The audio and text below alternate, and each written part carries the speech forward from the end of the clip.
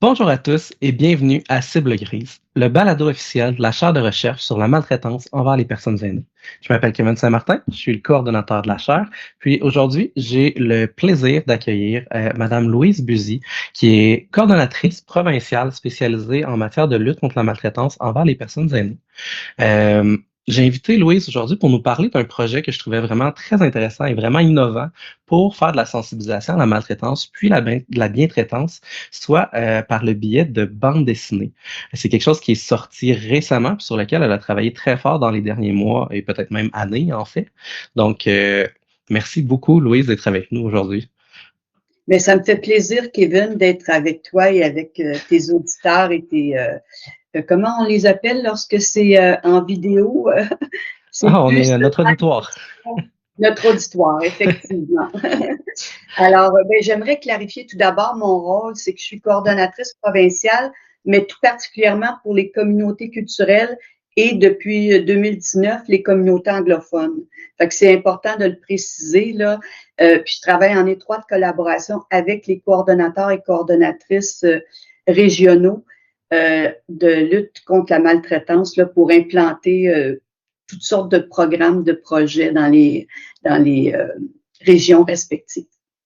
Ben, justement, je pense que notre public aimerait peut-être ça en savoir un petit peu plus sur toi. Fait que si tu veux nous parler un peu de ton parcours, de ce qui t'a amené à travailler en maltraitance puis à prendre le rôle que tu occupes aujourd'hui. Alors, moi, je suis psychosociologue, j'ai une maîtrise en communication organisationnelle et depuis plus de 20 ans, avant d'être choisie sur ce poste de coordonnatrice provinciale, je faisais de la gestion de projet. Euh, je dirais dans des départements cliniques, gestion de projet, par exemple en santé mentale, j'ai eu à coordonner un projet de transformation des services de ressources résidentielles en santé mentale qui passait de 5 établissements gestionnaires à 2 et un guichet d'accès. Alors ça, c'est un des projets importants que j'ai eu à gérer. Et j'ai aussi beaucoup travaillé sur la fermeture je dirais, des unités de soins de longue durée dans les établissements. Ça, c'est à une certaine époque, il a fallu travailler beaucoup là-dessus parce qu'il y avait beaucoup d'aînés qui se retrouvaient à l'hôpital et qui gardaient à l'hôpital pour une plus longue période. Alors ça, il a Mhm. fallu fermer ces unités-là, travailler sur toute la transformation de l'offre de services en instaurant je dirais, des résidences transitoires où là, on évaluait les personnes aînées pour voir quels étaient leurs besoins spécifiques puis où ils se retrouveraient. Donc, c'est différents projets sur lesquels j'ai travaillé. Puis avant d'être dans ces projets-là, c'était des projets régionaux aussi, mais tout particulièrement en ressources humaines, implantation d'un programme de relève des cadres supérieurs, le réseau de la santé. Euh, alors, ça m'a amené en 2011, en fait, c'est très rare que je regardais les affichages de poste. Et en 2011, j'ai regardé un affichage de poste, puis on annonçait 2 postes. Le poste de coordonnatrice régionale de lutte contre la maltraitance pour la région montréalaise et le poste de coordonnatrice provinciale. Alors, j'ai postulé et j'ai eu l'entrevue, puis les 2 postes me semblaient intéressants, mais eux, ils me voyaient davantage dans le poste de coordonnatrice provinciale parce que ils jugeaient que j'avais beaucoup d'expérience au niveau régional dans la gestion de projet, puis que selon eux, selon elles, mon cheminement, j'étais rendue là dans mon cheminement, puis que ça serait des nouveaux défis, puis qu'il y a une complexité parce que les communautés culturelles, il y a différentes caractéristiques qui les distinguent et puis on peut pas faire n'importe quoi. Puis travailler avec eux, comment les mobiliser, tout ça. Ils voyaient des défis importants à ce niveau-là. Et j'ai su les relever, en fait. Puis je dis ça en toute humilité, sans aucune prétention. Mais je suis la seule qui est encore là depuis 2011. Hein. Moi, j'ai été embauchée en 2011 lors du premier plan d'action. D'ailleurs, on avait Marguerite Blais qui chapeautait tout le programme à l'époque, mais elle était sous le gouvernement Charest. Et puis, on l'a eu plus tard. On a eu Madame Charbonneau avec euh, par la suite et Mme Blais est revenue dans le poste au sein de la CAQ. Alors, on a pu retravailler avec elle. Mais c'est ça, je suis la seule qui est toujours là dans le poste et puis j'ai la passion. Ça n'a pas été facile au début, je dois dire, parce que mobiliser les gens de différentes sphères, puis les personnes, les organismes de communautés culturelles, ils ont une passion, sont dédiés. Il y a beaucoup de gens qui font du bénévolat dans ces organismes-là. Donc, s'impliquer quand il y avait déjà eu des programmes dans le passé qui s'étaient arrêtés assez rapidement, il avait peur un peu. Il voulait pas s'impliquer au départ. Il a fallu que je développe un lien avec eux, que je les rencontre, qu'on regarde ensemble tout, puis que je leur dise, moi, ma façon de travailler, je tiens compte de ce que vous me dites pour réaliser les projets. Je tiens compte des besoins que vous constatez sur le terrain. Je suis pas là pour vous imposer des choses, mais pour travailler en collaboration avec vous. Et ils se sont rendus compte que oui, je les impliquais énormément et c'est ainsi que je me suis retrouvée dans le poste et que j'ai pu développer des liens. Et il y a certains partenaires que j'ai avec moi depuis plus de 10 ans là, qui sont vraiment dédiés d'une façon extraordinaire à notre cause. Là. Parce que je parlais avec Marie Beaulieu il y a pas très longtemps qui me disait justement qu'avec avec son départ à la retraite, il restait pas énormément de gens qui étaient arrivés dans la lutte contre la maltraitance organisée par le gouvernement, en dehors justement de toi qui restait, que pas mal que les autres coordonnateurs régionaux, ça avait changé, elle aussi, elle s'en allait. C'est toujours plaisant de voir qu'on garde quelqu'un qui était là depuis les débuts puis qui continue de faire avancer les choses.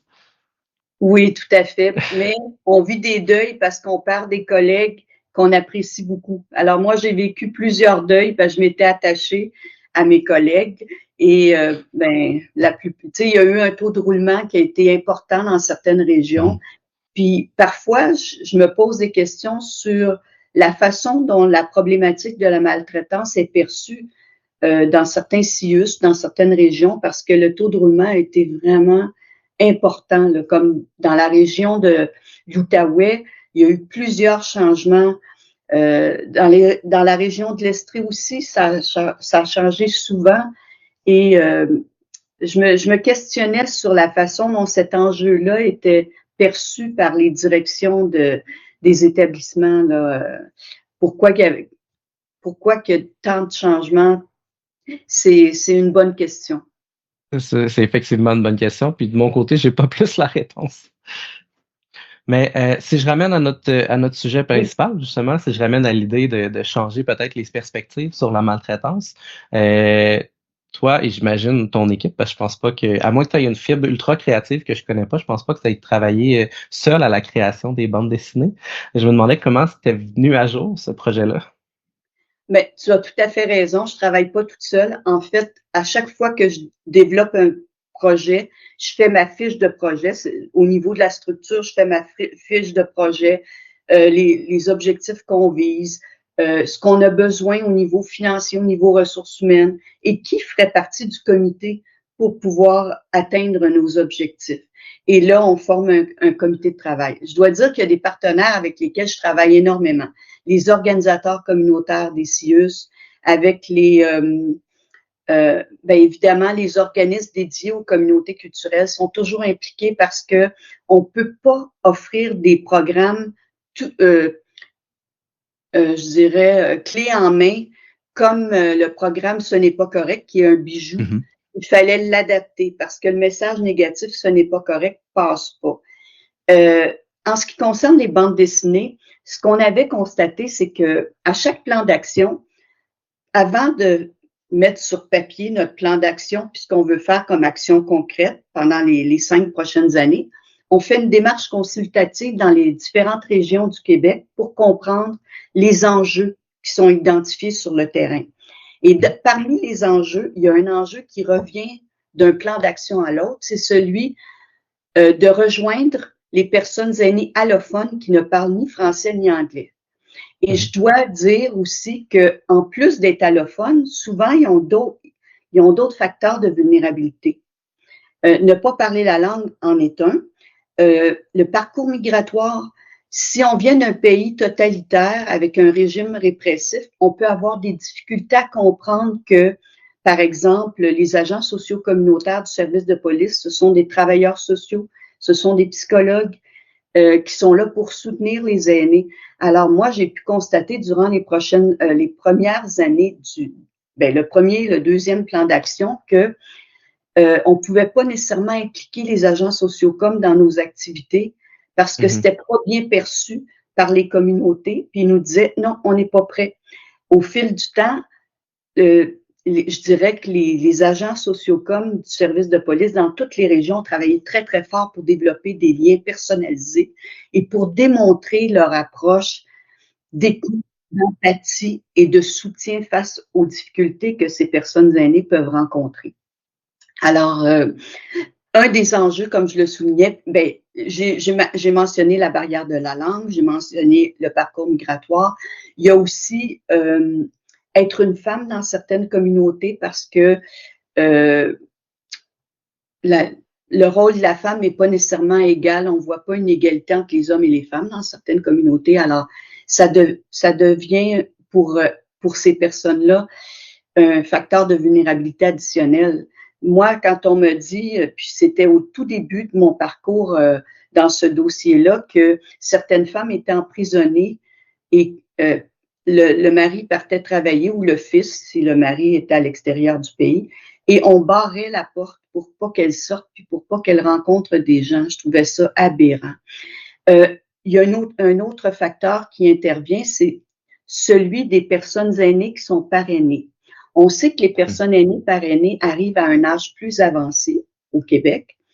Elles sont parrainées par leur fille ou leur fils pour venir s'installer ici. Elles n'ont pas de soutien financier pendant 10 ans. Et il est difficile d'apprendre une nouvelle langue quand on a 50, 55 ou 60 ans. Alors, dans un tel contexte, ça les rend vulnérables et on fait souvent d'elles, puis je ne veux pas généraliser, mais dans toutes les régions, on m'en a parlé, on fait d'elles des esclaves un petit peu à la maison.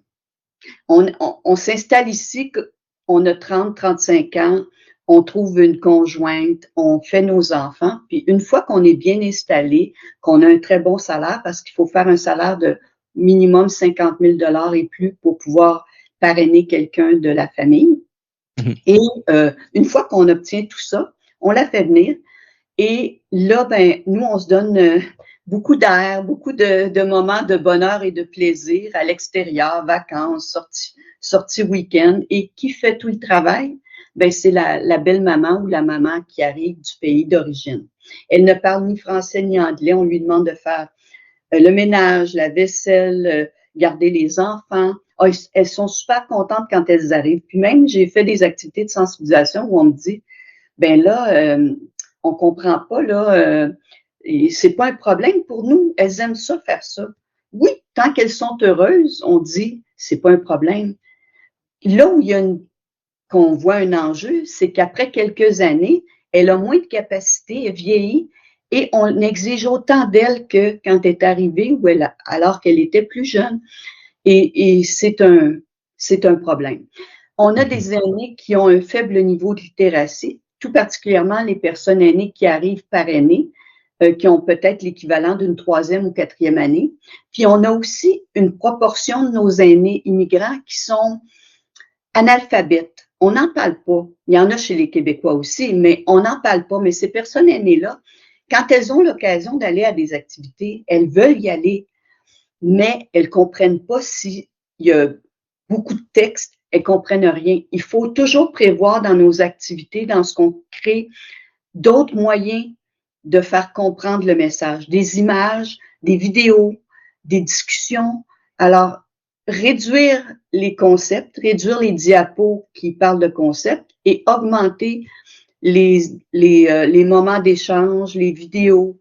Et là, lors du dernier plan d'action en 2023, quand on a décidé qu'on allait de l'avant avec un nouveau plan d'action, on a décidé de développer des bandes dessinées parce que ça nous permet de rejoindre les personnes aînées qui correspondent, comme je le disais, à différents facteurs de vulnérabilité et qui, en plus, ne sortent pas pour aller à des activités de sensibilisation. À Montréal, il y a quand même plusieurs organismes qui offrent du soutien. Mais quand on arrive dans des régions comme l'Estrie, Laval, la Naudière, Laurentides, l'Outaouais, il y a beaucoup moins d'organismes. Il peut y avoir 1 ou 2 organismes qui soutiennent. Les endroits ne sont pas toujours proches de la maison où la personne habite. Et Et puis même s'ils sont à proximité, même si l'organisme c'est notre voisin, si on n'a pas le droit de sortir de la maison, on ne peut pas aller à l'organisme. ben, tout à fait. Alors, on peut les rejoindre autrement. Et les bandes dessinées, à ce moment-là, ça correspond à un besoin. Lors du deuxième plan d'action, on avait fait quelque chose de nouveau aussi. C'était les entrevues radiophoniques Oui. en différentes langues pour souligner le 15 juin. Et là, moi, j'ai travaillé très, très fort avec des partenaires qui parlent différentes langues. Une qui parle français, anglais, italien. Une qui parle l'espagnol. Une qui parle le portugais. Une qui parle le roumain. Une qui parle l'arabe et l'arménien. Une qui parle le créole. Et avec tout ce monde-là, à chaque année, on déterminait un thème. On faisait une grille d'entrevues radiophonique. Et par la suite, mes partenaires partaient et allaient aux radios communautaires et réalisaient ces entrevues-là. On a aussi fait de la rédaction d'articles dans les journaux communautaires en différentes langues. Mais là, on était rendu, on voulait trouver autre chose pour le troisième plan d'action et on a décidé de développer des bandes dessinées. Qui sont elles aussi disponibles dans un paquet de langues. Tout à fait. Au début, c'était 7 langues, donc français, anglais, italien, espagnol, portugais, grec et créole. On a ajouté 3 autres langues, le russe, le vietnamien et le mandarin. Et là, on a des demandes pour l'arabe et l'arménien. On va vraiment y répondre. J'ai trouvé une partenaire, la directrice générale de Haïdoun à Montréal. C'est un organisme qui soutient les communautés arméniennes, mais il y a une clientèle arabe parmi leur clientèle aussi, là. Alors, dans un contexte comme ça, elles peuvent traduire les propos, mais aussi les intégrer à la bande dessinée pour chacune des bandes dessinées, et ça dans l'application InDesign. Parce que ça ajoutait à la complexité. Il fallait trouver une professionnelle qui était capable de travailler avec l'outil InDesign pour pouvoir intégrer tous les petits textes. C'est pas beaucoup de texte, mais il y a quand même un petit peu de texte pour chacune des bandes dessinées et on fallait trouver les partenaires pour pouvoir nous soutenir dans cette démarche-là et on a eu beaucoup de soutien. Et pour ce qui est des 7 premières langues, j'ai travaillé énormément avec un organisateur communautaire de Montréal, Ricardo Bottero, et une professionnelle avec laquelle il travaille beaucoup, Adriana, qui s'est occupée d'intégrer tous les textes dans InDesign pour chacune de ces langues-là. Ce qui a été vraiment très bien fait, ça a été très apprécié. En ce qui concerne le comité, je pourrais vous transmettre la liste, là, mais parce que je voudrais pas en oublier, mais dans il y avait 2 comités. Un comité pour la création de bandes dessinées en bientraitance et un comité pour la création de bandes dessinées en maltraitance. Pour ce qui est de la bientraitance, on avait des coordonnatrices régionales de lutte contre la maltraitance qui se sont impliquées. Il y avait des organisateurs communautaires de CIUS. Il y avait des intervenants de milieu, ITMAV. Il y avait également des organismes qui soutiennent les personnes aînées de communautés culturelles pour s'assurer que c'est bien adapté en fonction de leurs besoins. Alors, ça a été des beaux comités là, très riches. Il y avait aussi la CAVAC qui a été impliquée dans l'une des 2 maltraitances, je crois. Alors, ça faisait des beaux comités. Et pour chacun des comités, il fallait trouver un BDiste ou une BDiste pour pouvoir vraiment créer les images. Et pour la bientraitance, j'ai eu la chance de travailler avec une professionnelle dont le conjoint est caricaturiste à la presse. Il est BDiste et il a même créé des dessins animés pour la télévision et des bandes dessinées qu'il a vraiment publiées, là. Donc, c'est un expert dans le domaine et il a vraiment accepté de travailler avec des honoraires vraiment raisonnables et puis ça a été un travail de grande qualité qu'on a eu pour ces bandes dessinées-là. Il y a un style très réaliste et puis pour les gens qui iront consulter là, les bandes dessinées qui sont offertes sur le site de la ligne Aide Maltraitance Adultes Aînés, à la section professionnelle ou section communautaire, on peut y avoir accès par les 2 moyens. Là, on va les atteindre et on a toutes les langues de traduction aussi qui sont présentées. Donc, si je comprends bien, c'est ça, il y a 2 catégories de bandes dessinées. Il y a les bandes dessinées sur la maltraitance, puis celles qui sont sur la bientraitance. Puis à l'intérieur de chacune des catégories, il y en a plusieurs. C'est ça, oui. Pour ce qui est de la bientraitance, on en a développé 4, mais il y en a une dont je peux pas beaucoup vous parler parce qu'elle a été terminée. Elle était pour les communautés autochtones Premières Nations parce que je les ai impliquées dans mon comité.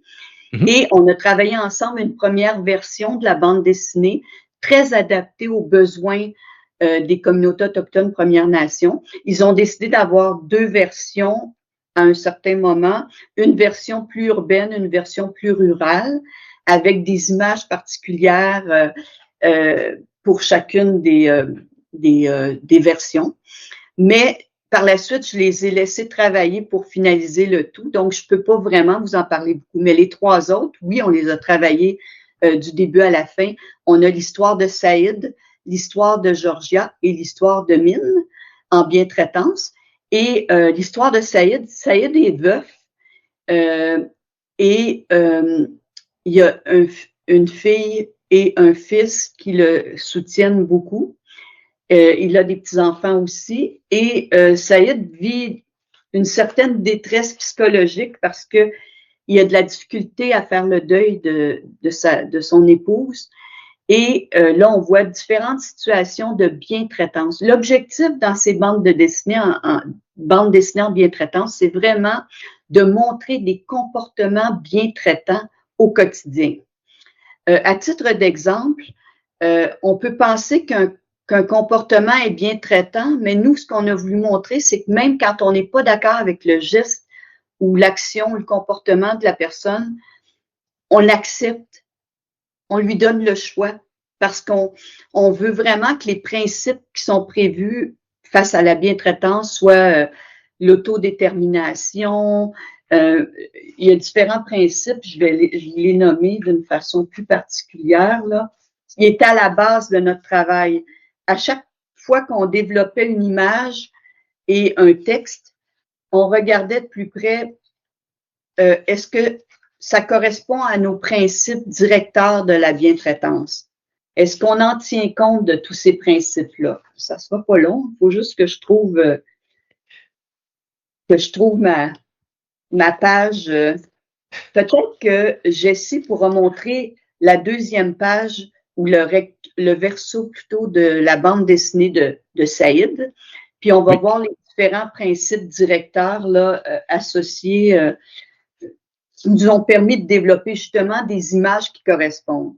Mais je veux vous donner un exemple concret de gestes bien traitants en tenant compte du besoin de la personne et de son désir. Parce que souvent, on veut faire les choses comme nous, on pense que c'est mieux pour la personne. Mais ce qui est important, c'est de respecter la personne, respecter sa dignité, respecter son autodétermination, assurer sa participation sociale. Mais c'est hyper important.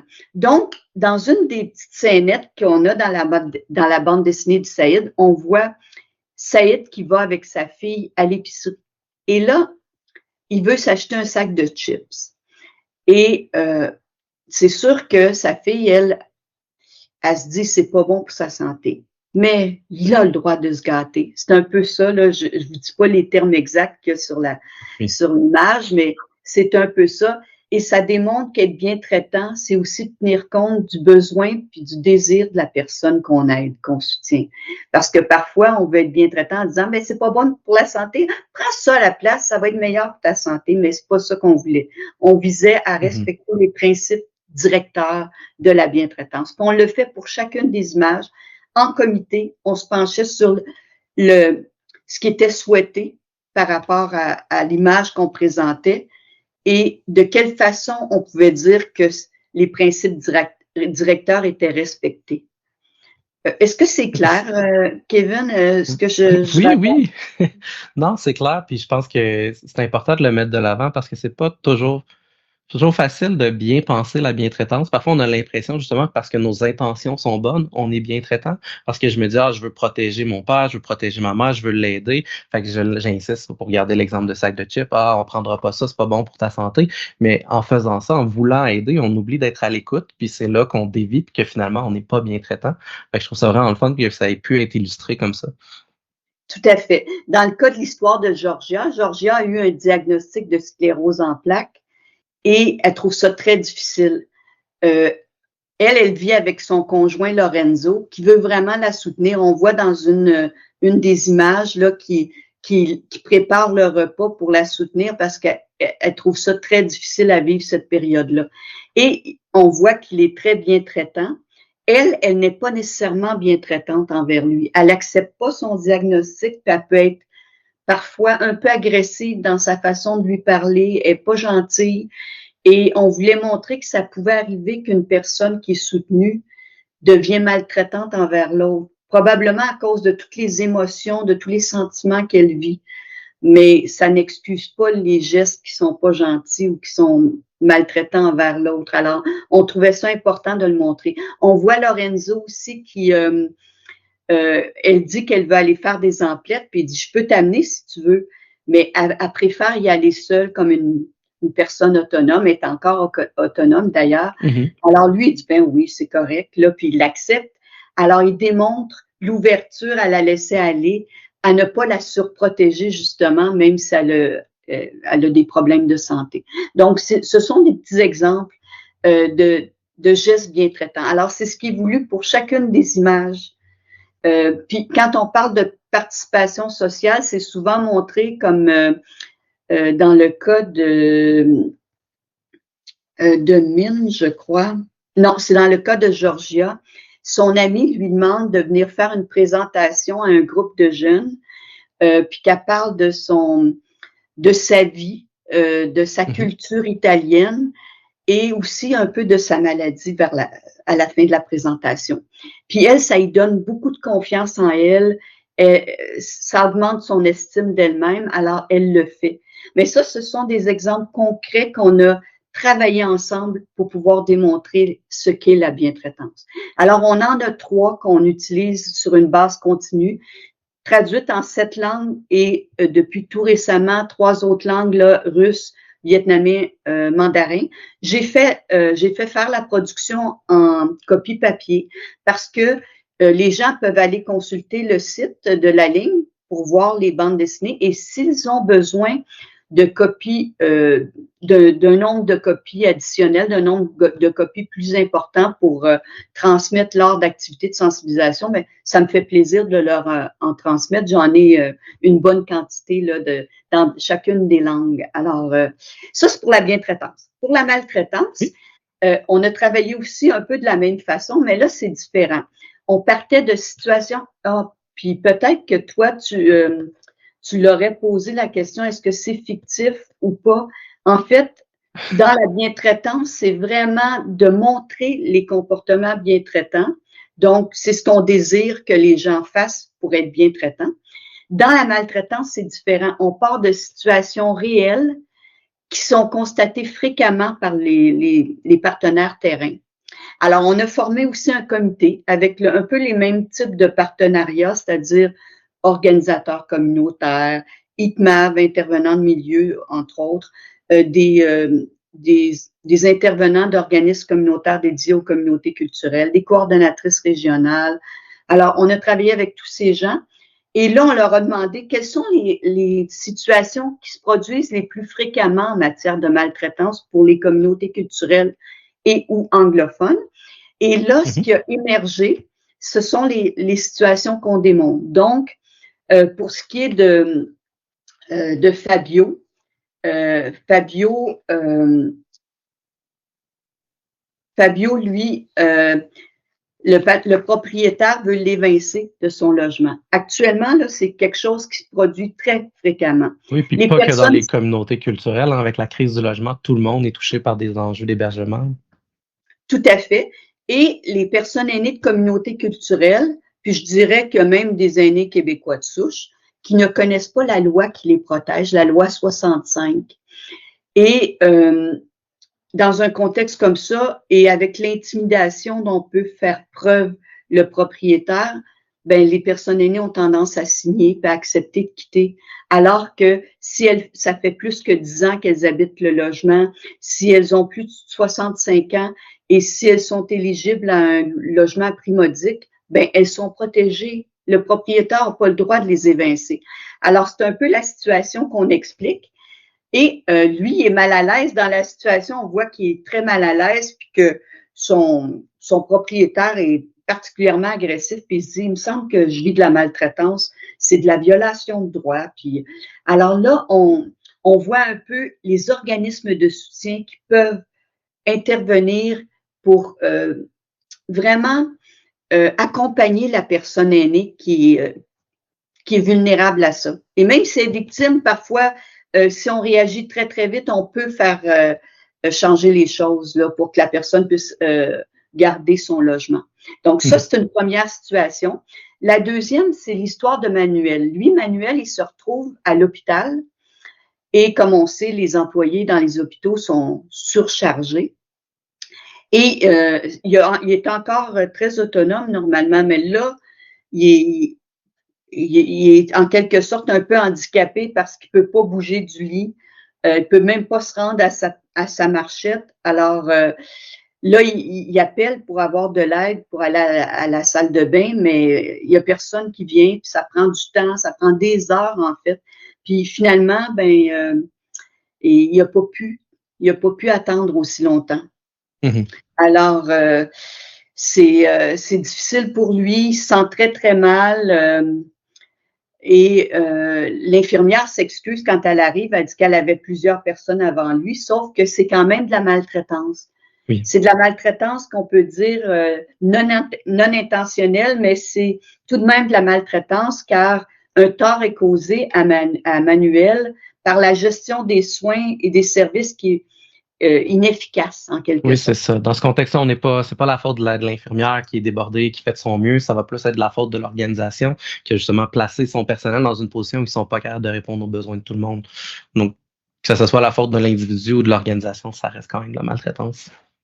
C'est tout à fait ça. Alors, ces deux bandes dessinées-là ont été installées aussi sur le site de la ligne, Aide maltraitance adulte aîné. On les a traduits dans les 10 langues et on a fait faire une production de copie-papier pour les gens intéressés.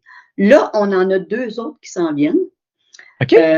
En fait, cet automne, on veut finaliser les 5 qu'on a, les 3 en bientraitance, les 2 en maltraitance. Dans les autres langues, comme je disais, Oui. On va ajouter arménien, arabe et possiblement par la suite en farsi, Pendjabi et ourdou pour rejoindre encore des communautés très présentes à Montréal et dans les régions limitrophes. On a 2 autres bandes dessinées en maltraitance qui vont être produites d'ici le 1er avril 2026. Katrina et Zou. Katrina, elle se plaint qu'elle a mal au ventre, qu'elle va vraiment pas bien depuis un certain temps. Elle demeure dans la maison avec son fils et ses petits-enfants et tout ça. Et son fils, il l'a fait attendre, prend des Tylenol. Et là, je vais pas dans le détail mais je vous raconte rapidement l'histoire. Là. Et elle n'a pas l'aide dont elle aurait besoin, puis elle veut aller voir le médecin parce qu'elle a trop mal. Ça fait quand même quelques mois qu'elle a mal. Et là, il finit par l'amener, mais elle parle ni français ni anglais, puis lui s'exprime en français à la médecin, mais la médecin, elle voit la personne aînée qui a l'air négligée, elle voit des différents aspects, puis elle voit que la personne a mal, et là, elle cherche une façon de communiquer directement avec la personne aînée parce qu'elle juge que le fils est peut-être pas aussi bien traitant qu'il devrait l'être. Alors là, Google Translation pour pouvoir traduction Google, mais elle demande au fils de sortir quelques minutes qu'elle voudrait s'adresser directement à la personne aînée. Et là, avec Google Traduction, elle réussit à communiquer avec la personne aînée, puis elle lui explique que elle va avoir besoin de différents tests, qu'elle a raison de vouloir la consulter, que même elle aurait dû venir avant, puis qu'elle comprend que la situation ne l'a pas permis. Alors, c'est un peu ça. Puis on explique à la fin le soutien qui peut être apporté aux personnes aînées allophones qui peuvent être accompagnées d'enfants maltraitants qui vivent avec la personne qui peut être maltraitante. Alors ça, c'est une des situations, Katrina. Et Zou, c'est ce dont je parlais tantôt. et qui a émergé à chacun des plans d'action, c'est-à-dire la personne qui est exploitée, on en fait une esclave à la maison. Elle fait le ménage, la vaisselle et tout ça. Mhm. Alors, on présente un peu cette situation et les services qui peuvent être faits, qui peuvent être offerts plutôt aux personnes aînées qui vivent ce type de situation. On les trouve très vulnérables parce que souvent, ils ne parlent ni français ni anglais. Il y a peu d'organismes, tout particulièrement dans les régions à l'extérieur de Montréal, qui peuvent offrir du soutien. Mais on parle toujours de la ligne, évidemment. C'est comme la première ressource qu'on nomme. Et il y a aussi les agents sociaux communautaires, puis on fait le lien aussi avec des avocats communautaires dans certains cas. Si la personne est exploitée, puis qu'on lui fait signer des documents, procuration ou autre, mais c'est important qu'elle puisse être soutenue. Et il y a des, comme Juriste à domicile, par exemple, est un organisme qui offre du soutien communautaire au niveau juridique. Puis il y en a dans toutes les régions qui peuvent offrir ce type de service. Puis ça coûte presque rien à la personne aînée. Alors, on les met en lumière, ces ressources-là, pour pouvoir s'assurer que la personne va être bien accompagnée et soutenue face à sa situation. Mais je dois dire que c'est pas toujours facile de rejoindre les personnes aînées qui sont en région et qui habitent avec la personne maltraitante parce que justement, elle peut pas sortir, c'est pas évident. Il y a Effectivement. des organismes de soutien qui peuvent se déplacer parfois quand ils savent qu'une personne a été parrainée, ils vont frapper à la porte puis dire ben je me présente, je suis de tel organisme, vous êtes arrivé récemment, alors je veux juste m'assurer que vous êtes bien, que s'il y a quoi que ce soit, vous allez me contacter. Alors ça, c'est un moyen qui est de plus en plus mis en place par les organismes qui apprennent qu'une personne est arrivée comme personne parrainée là, dans le cadre de, du regroupement familial. Oui, mais déjà, juste de sensibiliser aussi les intervenants au fait que ces ressources-là qui existent, ça peut aider, même si c'est pas des intervenants qui sont spécialisés dans l'intervention avec des communautés culturelles, de fait savoir la journée où ils vont rencontrer une personne, ils vont avoir une banque de ressources peut-être en tête qui pourrait aider. Puis justement, l'idée de la traduction, je trouve ça intéressant parce que des fois, il y a des services de traduction. Ben, en fait, il y a toujours un service de traduction qui est offert dans le réseau de la santé, mais de peut-être pas le voir comme la seule finalité en soi. Fait que l'idée de l'intervenant qui fait preuve d'originalité, qui prend son téléphone, puis qui utilise un outil technologique pour une traduction, même si c'est peut-être pas la formule idéale pour avoir une conversation là, complète et de qualité avec la personne. Des fois, c'est mieux ça que rien du tout, en attendant qu'on ait accès à un service de traduction puis qu'on puisse aller explorer plus en profondeur. Fait que c'est une idée à garder en tête, je pense, pour les intervenants que c'est des outils qui existent et qu'ils peuvent utiliser. Tout à fait. Puis même, je dirais que dans certaines régions, ils ont donné vie à ces bandes dessinées-là, comme par exemple Audrey Walsh, coordonnatrice régionale de lutte à la maltraitance à Québec, dans Oui. la capitale nationale. Elle a organisé des ateliers dans des bibliothèques et elle a fait faire des choroplasts qu'on appelle en plus grand format et elle a fait des discussions interactives sur les bandes dessinées. Comment les OK. gens voyaient chaque image, qu'est-ce qui les rejoignent là-dedans, comment ils voient la bientraitance, eux, euh, s'ils se comparent à ce qu'ils voient. Alors, ça a été intégré, il y a eu un guide pour les intervenants des organismes communautaires qui voulaient planifier des ateliers sur les bandes dessinées. Puis ça a quand même fait un bout de chemin là, pendant quelques mois, là, ce moyen-là. Alors, puis là, ça a donné l'idée à d'autres coordonnatrices. Alors, il est possible que ça se fasse dans les Laurentides durant la prochaine année. À Montréal, on va voir aussi avec Marie qu'on va regarder de plus près les bibliothèques, surtout fréquentées par les communautés culturelles dans le centre-ouest et l'ouest de l'île pour rejoindre là, les personnes qui sont allophones et pouvoir leur offrir ces bandes dessinées-là, puis en ayant des discussions avec un interprète sur place. Alors, on Mhm. est en train de penser à ça pour pouvoir continuer de donner vie à ces bandes dessinées. Parce que si on parle des bandes dessinées en bien-traitance, une fois que tu les as montrées, ben, ils ont été montrés. Tu vas pas remontrer les mêmes bandes dessinées l'année suivante. Alors, il faut essayer de Oui. trouver d'autres façons de les utiliser, en fait, pour faire évoluer les réflexions sur la bientraitance. Là, ça fait un petit bout déjà que les bandes dessinées sont en ligne, si je me trompe pas, plusieurs semaines, voire mois. Ça fait quelques mois qu'elles sont en ligne. Je dirais qu'on a commencé au mois de mars Mhm. à les mettre en ligne, mais la production en format papier, c'est à partir de mai. Pour les activités du 15 juin, ça a été vraiment diffusé beaucoup, la bientraitance, mais on avait moins de demandes pour les bandes dessinées en maltraitance. Et là, à l'automne, pour le 1er octobre, pour la Journée internationale des aînés, on en a fait une diffusion là, plus importante, plus élargie de l'histoire de Fabio et l'histoire de Manuel pour les présenter. Et là, pour avril, mai, juin 2026, ben, ça va être les deux nouvelles Katrina et Zou qui seront vraiment mises en lumière. Mais ce qu'on fait, par contre, qui est nouveau, c'est les traductions dans d'autres langues que les gens n'ont pas vues pour le printemps, ben là, ils peuvent approcher leur clientèle avec ces nouvelles versions-là parce qu'elles ont des clientèles plus spécifiques, que ce soit à Montérégie, à Laval ou à Montréal, tout particulièrement. Puis, depuis que c'est lancé, avez-vous eu des retours du terrain, des gens qui les ont vus? Comment c'est reçu, les BD?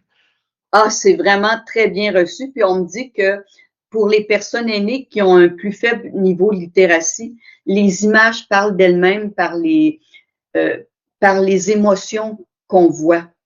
Alors ça joue beaucoup pour les personnes qui ont un plus faible niveau de littératie. Puis le texte est tellement simplifié, on voulait vraiment que ça soit très, très, très simple, très vulgarisé pour que les gens comprennent bien les messages clés qu'on voulait leur transmettre. Justement, dans cette perspective-là, de garder ça simple et bien vulgarisé, pourquoi avoir choisi d'aller avec plus des bandes dessinées plutôt qu'une animation ou une vidéo qui n'aurait pas requis de lecture du tout? Pour rejoindre les personnes qui sortent pas de chez elles. Parce qu'on en fait des vidéos. Ah, puis j'ai oublié de te dire, Kevin, quelque chose de très, très important. Oui, Le MIFI, le ministère de Immigration, Francisation, Intégration, oui. me donne un budget de 30 000 pour pouvoir réaliser des nouveaux outils adaptés aux communautés culturelles. Durant le deuxième plan d'action, j'ai eu 20 000 par année. Puis comme ils ont beaucoup apprécié ce que j'ai fait avec 20 000 par année, ils m'ont offert 30 000 pour le troisième plan d'action. Alors, c'est pour ça qu'on fait toutes sortes d'adaptations, puis on fait des vidéos à chaque année. Mais là, on voulait vraiment rejoindre les personnes qui ne sortent pas de chez elles. Donc, en plus des entrevues radiophoniques, on s'est dit des bandes dessinées, ben, on peut rejoindre les personnes qui sortent pas. Euh, il y a quelque chose aussi d'important par rapport à nos clientèles cibles, c'est que les sensibilisations par le biais du virtuel, ça fonctionne pas beaucoup parce que peut-être 10% de ma clientèle cible au niveau des communautés culturelles qui a accès à l'Internet.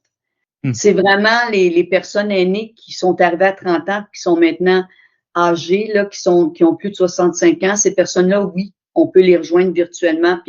Mais toutes les personnes qui sont arrivées par aînés, ben pas toutes, mais je veux dire, un grand nombre de personnes aînées qui sont parrainées n'ont pas accès aux outils virtuels. Alors, il faut trouver d'autres moyens pour les rejoindre. Et les bandes dessinées répondent. Puis, on doit aussi s'attarder à d'autres problématiques. Donc, pour cette année, c'est ça. Il n'est pas dit que l'an prochain, on ne développera pas d'autres bandes dessinées, peut-être sur l'intimidation, par exemple, entre personnes aînées Oui. habitant en milieu collectif. Une fois de plus, pour rejoindre les personnes qui sortent moins de leur résidence, là. Mais on va voir, là, on va se pencher sur les enjeux vraiment les plus nouveaux qui sont constatés sur le terrain pour pouvoir déterminer quelles problématiques on va pouvoir présenter par bande dessinée. Mais ça fonctionne très bien, c'est pour ça qu'on veut poursuivre pour créer d'autres bandes dessinées. C'est ce que j'entends, c'est ça. Donc, le projet, là, il tire à sa fin dans sa forme actuelle. Il reste 2 bandes dessinées à finaliser. Mais après ça, la porte n'est pas fermée sur l'idée de faire d'autres bandes dessinées. Puis, il y a une ouverture à explorer peut-être d'autres problématiques sociales. Tout à fait. Et si jamais, toi, tu entends parler d'une problématique particulière ou d'un enjeu qui émerge, ben, n'hésite pas à me le faire savoir, puis on va en tenir compte dans les démarches futures qu'on va réaliser, là. Ben, j'en prends très bonne note. Puis c'est sûr qu'on a tellement d'idées et de choses qu'on rencontre qu'il y a probablement des collaborations intéressantes qui pourraient se faire. Tout à Euh, fait. Puis moi, je suis ouverte, j'implique tout le monde, tout le temps dans mes démarches, là. Je trouve ça important d'avoir cette ouverture-là, puis de tenir compte vraiment des idées de chacun, puis d'essayer d'arriver avec quelque chose là, qui fait unanimité là, dans le groupe. si je fais une petite synthèse, on parle de 6 bandes dessinées actuellement? On en a 5 actuellement. 5. Il y en a 2 autres. Ben, il y en a 6 parce que Il y a celle des celle pour les communautés communautés autochtones. Premières Nations, elle existe. Je Mhm. pense qu'elle est sur le site de la ligne, mais je suis pas certaine. Je suis pas certaine parce qu'ils ont pris un temps pour valider des choses Oui. avec leurs partenaires, là. Donc, il y en a 6, mais il y en a 5 dont j'ai la responsabilité là, OK. pour les communautés culturelles et anglophones, là. Donc, 5 ou 6 bandes dessinées existantes qui sont en circulation, qui sont accessibles, 2 qui sont à venir bientôt sur la maltraitance. Donc, on a 2 thèmes, maltraitance, bien-traitance. C'est des bandes dessinées qui ont été conçues en ayant en tête les communautés culturelles pour être sensibles aux enjeux qui leur sont particuliers, puis aux facteurs de risque qui les touchent particulièrement. Mais ça peut tout aussi être bénéfique là, pour les Québécois de souche, comme on peut dire. Fait que c'est un outil là, qui est disponible sur le site de la ligne Aide Maltraitance Adulte Aîné. Si je me trompe pas, le lien, c'est lignemaltraitance.ca pour ceux qui voudraient aller le consulter, mais on va le mettre le lien direct vers la bande dessinée dans le chat. Est-ce que Tout à j'ai fait. manqué quelque chose? Non, c'est moi qui ai oublié de mentionner que pour les bandes dessinées en maltraitance, la BDiste qu'on a recrutée est une directrice générale d'un organisme communautaire, mais qui avait déjà travaillé sur des bandes dessinées avec enjeux psychosociaux. Oui. Et elle a vraiment accepté d'embarquer dans notre projet. Son style à elle est très différent quand vous remarquez les bandes dessinées en maltraitance par rapport aux bandes dessinées en bien-traitance. Parce qu'en maltraitance, on veut mettre l'emphase beaucoup sur les émotions. Alors, les comportements ou les émotions sont un peu exagérés pour qu'on mette en lumière ce qui n'est pas acceptable, en fait. C'est un peu ça l'objectif. Et dans les bandes dessinées en bien-traitance, les couleurs sont très diversifiées, alors qu'on essaie d'avoir 2 couleurs en maltraitance. On essaie de pas sortir beaucoup de couleurs. Ça peut être blanc et bleu, blanc et jaune, rouge et blanc. Donc, on essaie c'est très différent. Puis ça a été pensé comme ça pour tenir compte de ce qu'on voulait, ce qu'on désire comme objectif par rapport à la maltraitance.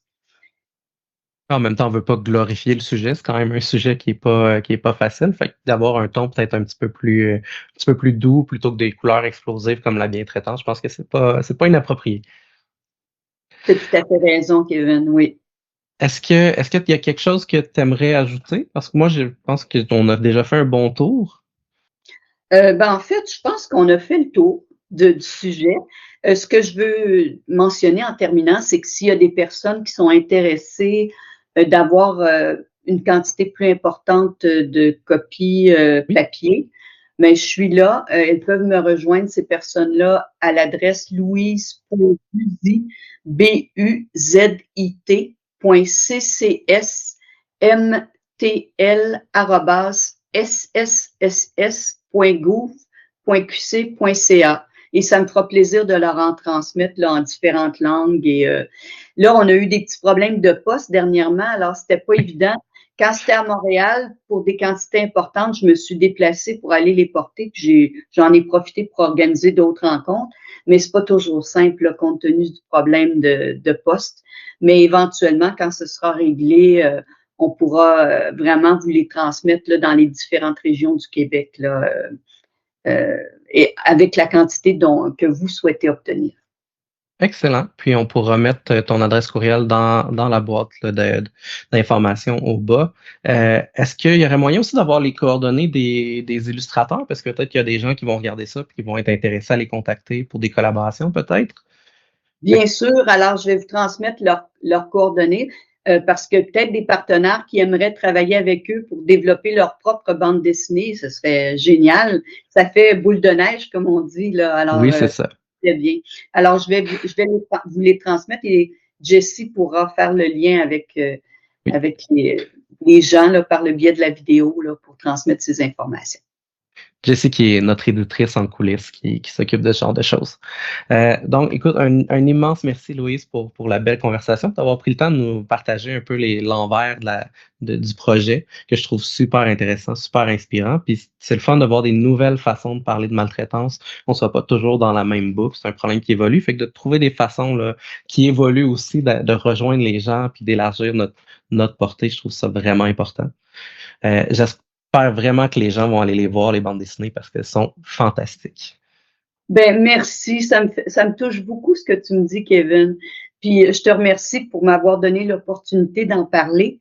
Et ce sera un plaisir de retravailler avec toi, peut-être sur d'autres thèmes éventuellement, Oui, comme par exemple la maltraitance en contexte de violence basée sur l'honneur. On travaille beaucoup sur ce projet-là en ce moment. Et dans quelques mois, on va évoluer. Il y aura des outils qu'on va développer sur ce thème-là. Et puis, je pourrais vous en parler d'une façon beaucoup plus importante quand on va avoir avancé dans nos démarches. Mais ce oui. sera un plaisir de retravailler avec toi. Ben, merci encore, puis on va être à l'affût pour les prochains projets. Puis pour le public, n'oubliez pas de vous abonner, de mettre un j'aime, puis de nous suivre et de partager. À la prochaine. Bye! À la prochaine. Au revoir. Avant de partir, on veut juste vous rappeler que si vous avez des préoccupations par rapport à la maltraitance, que vous croyez être maltraité, que vous êtes témoin d'une situation ou même que vous êtes un professionnel face à une situation complexe, vous pouvez appeler la ligne Aide maltraitance adulte aîné au 1-888-489-2287. C'est une ligne provinciale d'écoute qui est entièrement bilingue puis qui est disponible 7 jours sur 7 de 8h à 20h. Donc, le 1-888-489-2287.